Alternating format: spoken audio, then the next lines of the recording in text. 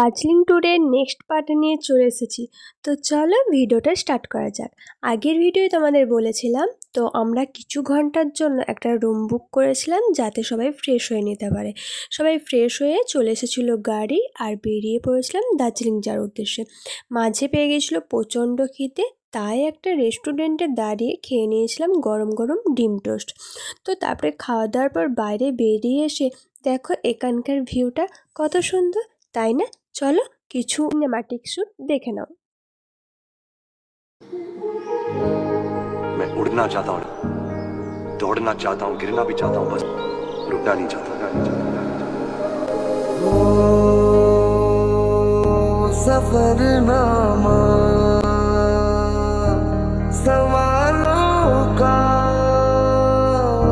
सफरनामा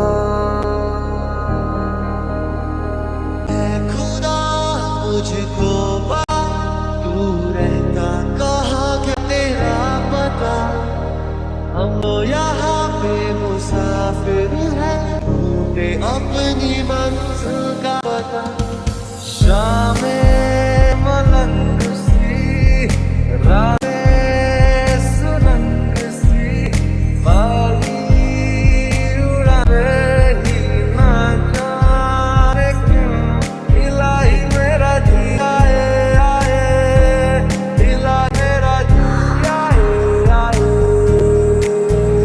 अब देखो ना आए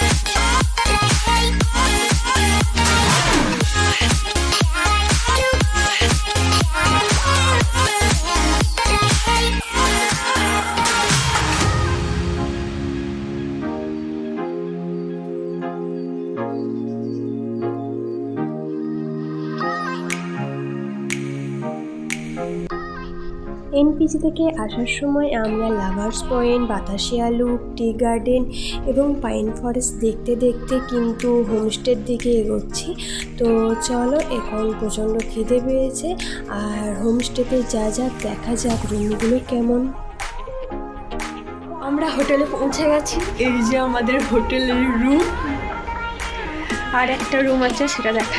এই যে এটা এদের রুম। কেমন ঠান্ডা, আমাকে বল, আমি বলবো আজকে। কোকো কেমন ঠান্ডা বলো শোনা। আমার কলকাতাতে ঠান্ডা হয় না, এখানে প্রচুর ঠান্ডা। যাদবপুরে যে গরমটা করছে তার বিশাল বিশাল এই যে এই অবস্থা, এখানটার ভিউটা দেখো গাইস।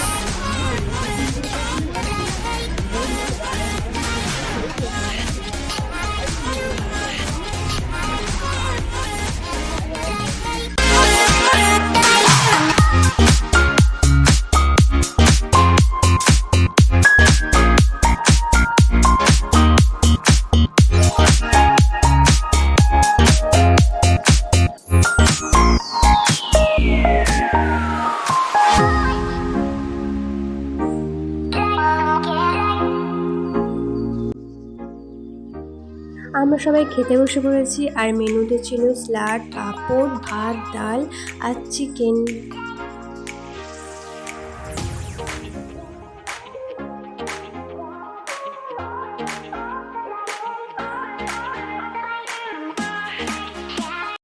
তো ভিডিওটা এখানেই স্টপ করলাম। তো এর নেক্সট পার্ট আসছে খুব শীঘ্রই।